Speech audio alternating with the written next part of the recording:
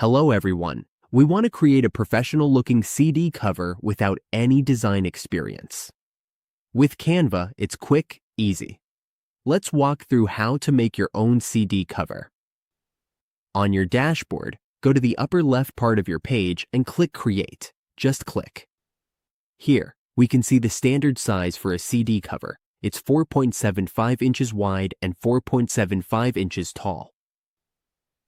Once we've set the size, click to create the design. Now, click on Templates. Let's search for Album Cover. This gives us templates in the right size for CD covers. Keep in mind that some options are marked as Pro. For this example, let's go with this.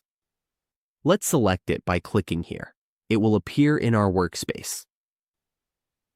From here, we can add elements like text, frames, branding, or upload our own pictures, depending on what we need. Once we're finished, click Share, or click in the upper right corner of the page. That's how we make a CD cover with Canva.